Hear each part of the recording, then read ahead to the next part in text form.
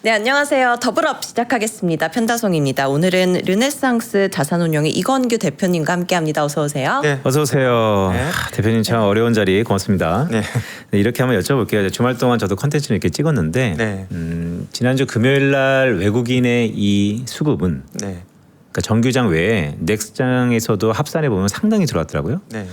그러니까 우리가 펀더멘털 그리고 미래에 대한 변화 이게 7월 달에 주가가 우리에게 주는 큰 교훈은 네. 속도가 틀렸다라고 할 수 있겠지만 네. 적어도 금요일장에서의 외국인들의 우리 시장에 대한 매수세는 네. 방향성은 틀리지 않았다라고 개인적으로 또 생각을 하는데 네. 대표님 어떻게 보세요? 일단 요 자료 보면서 말씀을 드릴게요. 그 부분 이제 포함되어 있기 때문에 자료 보면서 말씀드리면요. 이게 투자자별 이제 매매 종합이거든요. 요게 이제 특징적인 부분이 그러니까 6월 달부터 나왔던 얘기들이 이제 외국인 투자자들의 리밸런싱이 된다라고 이야기됐던 부분이 있었고요. 또 한 가지 부분은 이제 중국에서 이제 TRS 상품에 대한 규제가 발생을 했어요. 대표님 저 오른쪽 저거만 잠깐 눌러주세요. 작업 표시줄. 네. 아니 저 아, 오른쪽. 예. 아니요. 아, 예. 네. 아니요. 거기에 안 보였어. 네. 네. 그래서 이제 TRS 상품을 이제 6월 23일부터 중국에서 이제 직접적으로 중국인들 혹은 펀드에서 이제 우리나라 삼성전자 하이닉스를 살 수도 있지만 이 또 한 가지 방법이 있는 거는 TRS라고 해가지고 예를 들어서 골드만삭스라든지 여러 이제 외국계 증권사와 거래를 맺어서 실제 매매 주체는 외국인이지만 이걸 보유하고 있는 주체는 사실 이제 중국인인 그런 펀드들이 좀 많이 있었던 것 같아요. 네. 근데 그게 23일부터 정부의 규제가 중국 정부의 규제가 발생을 했고 그러다 보니까 신규 매수가 중단이 됐어요. 그래서 이제 매도만 할 수 있었던 부분이 있었고요. 그리고 만기가 됐을 때는 보통 한 1개월에서 3개월 정도 만기 있다고 봤을 때 만기가 됐을 때는 강제 청산되는 구조가 되거든요. 그러다 보니까 외국인들 리밸런싱 그리고 TRS의 청산 이런 것들이 결국에는 6월 뭐 20일경을 전후로 해가지고 7월 초까지 이제 확대되었었던 지속됐던 부분들이 좀 있었고요. 네. 그리고 이 과정에서 이제 개별 종목 ETF 이제 레버리지 ETF가 많이 활성화되면서 이 진동폭을 더 확대시켰던 부분들이 있었던 것 같습니다. 그렇기 때문에 이 두 가지 요인이 이제 시장을 좀 흔들었던 요인들 그리고 ETF가 더 확산시켰던 요인들 그러다 보니까 시장의 공포가 엄청나게 커졌었다. 이렇게 말씀드릴 수 있을 것 같고요. 그리고 이제 마지막으로 이제 말씀 주셨던 이제 지난달 말의 수급을 보면은 개인들은 이제 순매도로 돌아서고 그러니까 이제 시장의 공포가 만연해 있다 보니까 개인들의 이탈이 발생을 했고요. 반면에 외국인은 오히려 수급 쪽으로 들어온 부분들이 있었는데 이 두 가지 부분이 좀 작용을 했었던 것 같아요. 요 이제 시종장고 차트를 보면은 시종장고 차트가 월 말에 확하게 이제 급락을 하게 되죠. 이 얘기는 뭐냐면은 로스컷이 발생을 했다. 그래서 반대 매매가 발생했다. 개인들 같은 경우에는. 그래서 이제 개인들은 팔고 싶어서 판 부분도 있긴 하지만 이 반대 매매라는 부분이 수급적으로 이제 크게 작용했다라는 부분 알 수 있을 것 같고요. 반면에 이제 외국인들이 들어온 부분은 뭐 시장의 트렌드가 완전히 바뀌었다라기보다는 이제 미국에도 좀 수급적인 이슈가 좀 있었던 것 같아요. 이게 이제 미국의 이제 시츄에이셔널 어웨어니스라고 하는 헤지 펀드가 강제 청산이 됐거든요. 그러다 보니까 이 펀드가 주로 AI 하드웨어에 투자했던 회사입니다. 그래서 이쪽에 청산이 되면서 수급적으로 이제 미국에서도 좀 AI 하드웨어 좀 끝난 거 아니냐라는 기대감으로 매수가 들어오면서 이 복합적인 조금 수급적인 영향이 시장에 좀 작용을 했다. 이렇게 봐주시면 될 것 같습니다. 네, 변동성이 컸던 7월에 대해서 설명을 해주셨는데 그러면 8월에는 네. 시장 어떨 거라고 보시나요? 변동성이 계속 될까요? 아니면 조금 8월에도 변동성이 불가피할 것 같아요. 근데 이제 눈여겨볼 만한 저는 체크 포인트는 과연 외국인들이 지속적으로 매도를 할 것이냐 아니면은 저가 매수에 한번 들어온 거잖아요. 네. 그리고 이 매도의 어떤 연속성을 한번 좀 끊었던 부분들이 결국에는 저는 기대감에 있어서 좀 시장을 바라보면은 그래도 과거만큼 강도의 매도는 좀 잦아지지 않을까라는 개인적인 뭐 희망 섞인 바람은 좀 가지고 있는 상태입니다. 네, 그리고 빅테크 실적 발표가 계속되고 있는데 이 부분도 좀 주목해서 봐야 될 것 같아요. 네. 빅테크들이 실적 발표를 할 때 캐펙스 전망을 상향 조정하고 네. 전망을 좋게 내다보고 있는데 네. AI 거품론이 실적 발표를 통해서 조금은 사그라들 수 있을까요? 네. 어떻게 보시나요? 저는 네. 개인적으로는 사그라들었다라고 생각을 하는데 시장에서는 뭐 그렇게까지 뭐 반응을 하지는 않고 있는 것 같기는 해요. 근데 이제 요 차트도 한 가지 보여드리면요. 그러니까 결국에는 좀 이상적이었던 게 이제 하이퍼스케일러 업체들 이제 3사들 실적을 보면은 네. 그 매출액이 좀 이상적으로 증가했어요. 그러니까 40에서 80% 정도 증가를 했고 영업이익률도 35에서 40% 정도로 시장의 우려와 다르게 이제 클라우드가 돈이 된다라는 부분을 저는 증명하고 있다고 생각하거든요. 그래서 시장의 우려사항 부분들이 상당 부분 저는 해소가 되고 있다고 생각하는데 주가는 좀 느리게 반영되고 있는 것 같고요. 그리고 캐펙스 변화도 보면은 다 상향 조정이 됐습니다. 그래서 시장의 우려와 다르게 역시나 캐펙스는 상향 조정됐다라고 보면 될 것 같고요. 이제 오른쪽에 이제 차트 보면 좀 더 좀 확인이 쉬울 것 같아요. 그래서 이제 이렇게 쭉 해서 올해 2분기 때 이익이 오히려 이제 급하게 증가했다. 그리고 캐펙스 전망치도 오히려 상향 조정됐다. 그래서 저는 28년도까지의 캐펙스 전망치는 매우 확정적으로 좀 보이는 것 같아요. 이게 줄어들 가능성은 낮고 오히려 계속해서 증가한다는 부분이 저는 확정적으로 보인다 이렇게 말씀드릴 수 있을 것 같습니다. 그러니까 이게 참 고민입니다. 우리가 흔히 네. 애널리스트들의 뭐 밸류 트랩에 갇혔다 이런 얘기. 네. 그러니까 너무 좋잖아요. 사실. 네. 이 정도 보면 그냥 중장기적으로 물론 투자는 다 장기적으로 하는 거니까. 네. 이렇게 기간이 룰 베이스로 하고 나면 조금씩 이제 모아가는 장인데 네. 이렇게 매물대에서 수급이 이렇게 떡하니 자리하고 있으니 네. 이거를 풀려면 돌파하려면 모멘텀이 뭐가 있어야 되냐? 네. 결국 내리는 세력, 올리는 논리, 네. 기간 조정이잖아요. 네, 그렇죠. 여전히 기간 조정일까요? 어떻게 보세요? 저는 여전히 그렇게 믿고 있습니다. 그래서 저는 뭐 고객분들한테 얘기하는 거는 좀 시야를 좀 길게 보자. 그래서 이제 당장을 보면은 뭐 중국 관련된 이슈라든지 뭐 이제 하이퍼스케일러 업체들 이슈라든지 뭐 다양한 이슈들이 있기는 해요. 근데 그 이슈들이 저는 조금 단기적인 노이즈에 가깝다 생각하고 결국에는 내년 갔을 때 특히나 이제 삼성전자 2분기 컨퍼런스 콜을 보면은 27년도에는 쇼티지가 더 심화된다라고 이야기를 하고 있고 이 쇼티지 상황이 28년도까지는 적어도 지속된다라고 이야기하고 있거든요. 그래서 그런 부분 감안했을 때는 저는 내년 상반기를 보면은 저는 실적에 대한 우려가 많이 가라앉을 것 같아요. 근데 당장 이번 달, 다음 달 어떻게 될 거야라고 묻는다고 하면은 사실 잘 모르겠어요. 왜냐하면 수급적인 부분들이 너무 많이 끼어 있고 그러다 보니까 시장의 이제 심리도 너무 많이 이제 위축되어 있고 있다 보니까 이 부분이 당장 이번 달에 반영될지 아니면은 뭐 다다음 달에 반영될지 이 부분들은 모르겠어요. 다만 내년 상반기를 보면은 저는 좀 확실하게 이런 펀더멘털의 개선이 다시 반영되는 게 맞지 않나 주가에라고 생각을 해서 조금 롱텀하게 좀 봤으면 좋겠다라고 말씀을 드리고 있는 그러니까 그게 키 같아요. 우리가 좀 투자 시기를 길게 보자라고 하면 네. 혹자는 뭐 그런 죽을 때까지 봐야 되냐 그게 네. 아니잖아요. 기본적으로 우리가 2028년까지의 특히나 2027년 내년도에 쇼티지가 가장 극대화가 돼 있다고 네. 산업 전선에서 사람들이 다 얘기하니까 네, 맞습니다. 이런 게 기반영된 거냐 아니면 앞으로 반영될 거냐 이 싸움 같은데 네. 여전히 반영될 게 좀 있다 이렇게 보신다는 거죠. 저는 여전히 반영될 수 있다라고 보고 있고요. 그리고 이제 최근에 이제 주가 하락 패턴이 좀 외부에 이제 발생할 수 있는 리스크를 너무 앞당겨 온 것 같아요. 예를 들어서 이제 중국 반도체 위협 같은 경우에도 저는 실질적으로 위협이 될 수 있다라고 만약에 보면은 적어도 28년도에서 30년 저는 이제 30년에 좀 더 가깝게 보고 있긴 하거든요. 아하. 그래서 시간이 꽤 많이 남아 있는데 이거를 당장 땡겨서 올해 내년에 중국 반도체가 엄청 난리 날 것처럼 얘기하는 부분들이 좀 과도하게 선반영되고 있다라고 저는 생각을 합니다. 그래서 그 선반영된 부분들이 좀 완화가 된다고 하면은 전 주가는 다시 회복되는 게 맞다 이렇게 바라보고 있는 상태입니다. 2030년에는 실질적인 위협이 될 수 있을 저는 그것도 거라고 모른다. 보시나요? 아, 그것도 모른다고 보시나요? 그때쯤 돼야지 현실화될 가능성이 있다. 근데 그거는 28년도, 29년도에 살펴봐서 위협이 될지 안 될지를 체크해봐야 되는데 현재로서는 그 가능성조차도 저는 그렇게 막 엄청나게 크게 보고 있지는 않은 상태예요. 그러니까 중국 업체가 선방하죠. 네. 우리도 여전히 뛰고 있으니까요. 이 초격차의 차이가 뭐 벌어졌다 좁혀졌다 하겠죠. 네. 근데 중국의 개발 로드맵 한번 좀 말씀 좀 주세요. 네, 요 차트 보면서 말씀을 드리면요.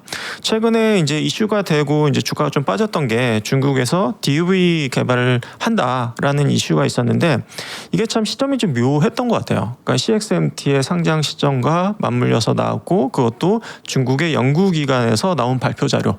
라는 부분 감안했을 때는 저는 이걸 믿어도 되나라는 얘기를 좀 드리고 싶어요. 아하. 그러니까 중국 정부의 발표 중국 개별 기업의 발표 이것들이 얼마만큼 현실화됐냐를 다시 한번 따져봐야 된다고 저는 생각을 하거든요. 그리고 그 개발조차도 계획조차도 저는 되게 좀 약점들이 많다고 생각해요. 특히나 이제 DUV를 이제 들어서 말씀드리면은 ASML하고 또 비교가 돼야 되거든요. 근데 ASML 장비랑 비교를 했을 때는 처리 속도라든지 정밀도라든지 이런 것들이 엄청나게 떨어진다고 보면 될 것 같아요. 근데 이거를 한 번 처리했을 때의 문제고, 요게 이제 멀티 패터닝을 해야지 이게 낮은 수준의, 그러니까 고품질의 제품을 만들 수가 있는데, 이 멀티 패터닝이 됐을 때는 그런 단점들이 더 극대화된다고 보면 될 것 같아요. 그러니까 한 번 패터닝을 했을 때랑 이걸 두 번, 세 번, 여러 번 했을 때 어떤 이런 디폴트가, 그러니까 잘못 나올 가능성이 확실하게 확 더 올라가는 부분이 있거든요. 그래서 이게 정말 될까라는 부분이 저는 여전히 의구심을 갖고 있다. 여전히 올드 버전의 신제품인데 오히려 ASML의 좀 올드 버전이다라고 보면 될 것 같고요. 그래서 이것만 된다고 해서 중국 반도체의 경쟁력이 확 올라온다라고 보기에는 네. 저는 시간이 꽤 걸릴 거다라고 말씀드릴 수 있을 것 같고,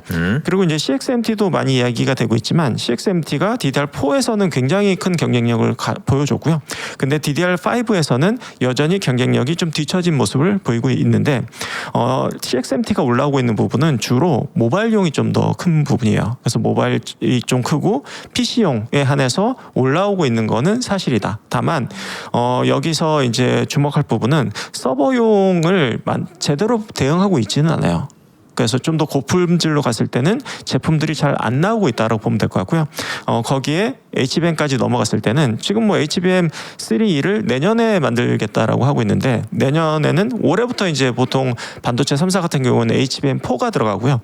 내년 됐을 때는 HBM4E, 뭐 HBM5가 들어갈 텐데 3년 정도 뒤진 모델이에요. 이 모델을 사실 미국 빅테크 업체들이 저는 사줄 가능성은 거의 저는 제로에 가깝다고 사실 보고 있어요. 그래서 CXMT의 위협 이런 것들 있다. 근데 그 위협이 어디냐? 결국에는 모바일용, PC용 이 좀 크고, 서버용 DDR5만 가더라도 좀 그 경쟁력이 많이 떨어지고, 네. 특히나 HBM으로 갔을 때는 사실 경쟁력이 현재는 없다.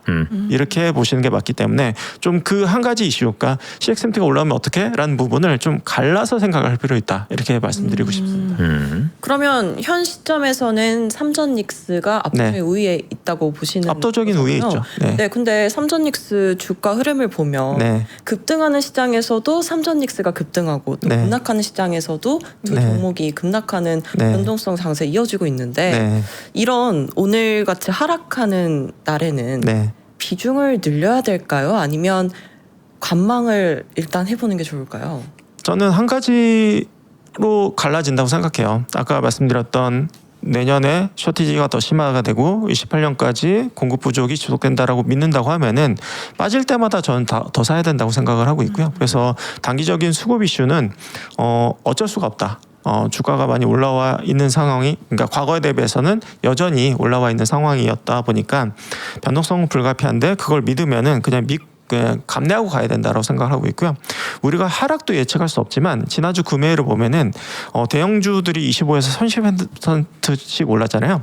근데 이제 오늘 떨어진다고 해서 계속 떨어지는 게 아니라, 떨어지는 것도 예측할 수 없지만 또 언제 급반등할지 이거는 아무도 저는 알 수 네. 없다고 생각하거든요. 그렇기 때문에 저는 그냥 계속 보유하는 게 맞다. 이렇게 생각을 하고 있는 상태입니다. 그러니까요. 하루에도 오전과 오후의 시장이 막 다르니까요. 네. 그러니까 우리가 이런 것 같아요. 7월 달에 워낙 크게 내려오다 보니까 투자 시계가 다 혼선되면서 불안불안하잖아요. 이 피 같은 돈이 어쨌든 이렇게 잠겼으니까. 네. 근데 이럴 때일수록, 물론 대표님께서도 워낙 이제 펀더멘털리 말씀하시지만, 이 수급의 어쨌든 억눌림은 기간이 지나면 벗겨진다. 네, 맞습니다. 그럼 반도체 소부장은 어떻게 보세요?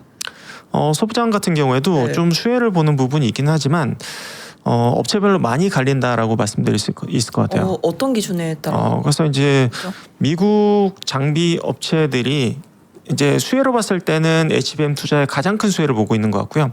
그리고 일부 업체들, 이제 국내 일부 업체들은 HBM 수혜를 보고 있기는 한데, 근데 이제 중국에도 우리나라 업체들이 납품하고 있거든요. 근데 이제 중국의 자금률이 좀 올라오고 있는 부분이 있고, 그리고 HBM 장비 같은 경우에도 국내 업체가 수혜를 보는 업체들이 카테고리도 있긴 하지만 상당 부분은 또 미국 업체들이 또 수혜를 보는 부분들이 있거든요. 이 부분들이 굉장히 혼재되어 있습니다. 그래서 이제 업체별로 굉장히 다르게 나타나고 있는 양상이기 때문에 소부장이라고 해서 다 수혜 보는 건 아니다. 그 업체별로 수혜 보는 폭이 엄청나게 크게 나타나고 있다. 이렇게 말씀드릴 수 있겠습니다. 네, 그러면 대표님이 포트폴리오를 구성하실 때 네. 반도체 외에 네. 어떤 섹터를 또 주목해서 보고 계신지 그것도 궁금합니다. 근데 지금은 반도체를 집중할 수밖에 없다라고 생각을 해요. 왜냐면은 이제 뭐 어닝 모멘텀이라든지 밸류에이션이 가장 저평가되어 있기 때문에 여전히 반도체를 볼 수밖에 없을 것 같고요. 제가 이제 요 차트 마지막으로 한 가지 보여드리면요. 네. 이제 토스증권 거래대금 1위에서 10위를 보면은 하이닉스 아니면 삼성전자 혹은 네. 레버리지 상품들이 거의 그냥 다예요. 그러니까요. 그러다 보니까 수급적으로 그냥 삼성전자 하이닉스만 다 사고 있다 이렇게 말씀드릴 정도로 좀 수급이 몰려 있기 때문에 반등 시에도 사실 이제 코스닥보다는 코스피 그리고 코스피 내에서는 삼성전자 하이닉스를 비롯한 반도체가 가장 탄력이 높을 가능성이 높다라고 저는 생각을 하고 있습니다. 그렇기 때문에 장이 좀 오를 것 같다 혹은 내가 장기 보유하고 싶다 이런 생각을 갖고 있다고 하면은 저는 다른 업종도 좋은 업종이 있기는 해요. 네. 이제 그 업종보다 지금은 주가가 많이 빠져 있는 상태이기 때문에 지금은 그래도 반도체를 사는 게 맞다. 가져가는 게 맞다. 저는 이렇게 생각하고 있는 그러니까 이게 마지막 질문 하나 드리겠습니다. 오늘 진짜 근데 어려운 자리인데 이제 고맙습니다. 이렇게 예. 하나 여쭤볼게요. 사실 1위비 할 필요 없어 보여요. 그렇게 네. 또 논하는 자리도 아니고 그래도 니즈가 있으니까. 네, 오늘 오후장에 들어 올리면 네, 어떤 의미가 있는 것이고 네, 오후장이 오전장만큼 오히려 횡보하거나 아니면 더 안 좋다 네. 하락으로 마감하면 어떤 의미가 있습니까? 물론 네, 1위비 해봤자 그럴 수도 네. 있겠지만 워낙 이제 불안해하시는 분들이 많으니까 저는 개인적으로 물론 이렇게 질문 드리고 대표님 너무 리스크 지면 안 되니까 저는 기본적으로 오후장에도 계속해서 기대할 만하다라고 생각을 하고 있는데 네. 어떤 의미가 있을까요? 일단은 오늘 왜 빠질까를 생각해 보면은 이제 지난주 금요일 날 이제 마이크론 테크놀로지랑 샌디스크가 지수는 올랐음에도 불구하고 5%씩 빠졌어요. 네, 그 이유는 그냥 제가 추정했을 때는 결국에는 이제 헤지펀드가 좀 문제가 생겼고 특히나 AI 하드웨어에 투자한 헤지펀드가 문제가 생겼는데 그걸 인수한 회사가 시타델이라고 하는 헤지펀드이거든요. 근데 이제 22조 원 정도를 인수를 했는데 사이즈가 꽤 크잖아요. 그래서 이제 금요일 날 좀 반대 포지션을 잡았던 걸로 알고 있어요. 그래서 이제 워낙 마이크론하고 샌디스크 보유 비중이 높다 보니까 반대 이제 선물 이제 포지션을 통해서 이제 매도 포지션을 좀 잡았던 걸로 알고 있고 그게 주가를 좀 전 끌어내렸다고 생각하거든요. 그렇기 때문에 지금 오늘 이제 아침장이 빠지는 부분은 마이크론하고 샌디스크 어저께 빠졌네, 금요일날 빠졌네라고 좀 놀라서 빠지는 게 아닐까라고 개인적으로 좀 생각을 하고 있긴 해요. 근데 네. 이제 그 이유를 살펴보면 결국에는 정말 팔고 싶어서라기보다는 이제 시타델에서 워낙 포지션이 커지다 보니까 포지션을 줄이는 과정에서 저는 빠졌다라고 이해를 하고 있기 때문에 그래서 외국인들의 매도세가 조금 진정된다고 하면은 그건 이제 오늘 오후장이 될 수도 있고 내일이 될 수도 있고 뭐 결국에는 외국인의 매도세가 언제 진정되느냐가 더 중요한 포인트일 거라 생각하거든요. 근데 네. 저는 어찌됐든 피크는 좀 지났다라고 생각하고 있어요. 그래서 오늘 오후장이 됐든 뭐 향후장이 됐든 저는 여전히 긍정적인 뷰를 보고 있다. 이렇게 말씀드릴 수 있겠습니다. 알겠습니다. 네, 알겠습니다. 오늘 이건규 대표님과 함께했습니다. 고맙습니다. 네, 감사합니다. 고맙습니다. 네. 네, 8월의 첫 거래일이잖아요. 오늘 같은 날 빈센트의 전망을 안 들어볼 수 없죠. 네. 네, 8월 어떻게 보시나요? 네, 이미 뭐 레포트는 다 나갔는데요. 그래서 다시 한번 말씀드리면 리포트는 글로 이제 이런저런 얘기가 있습니다. 논리도 있고. 근데 결론적으로 말씀드리면 8월 저는 오른다고 보고 있습니다. 오, 심플하네요. 네, 보고서에 다 있으니까. 네. 네, 알겠습니다. 8월 오른다고 믿으면서 저희는 내일 아침에 다시 찾아뵙도록 하겠습니다. 고맙습니다. 고맙습니다.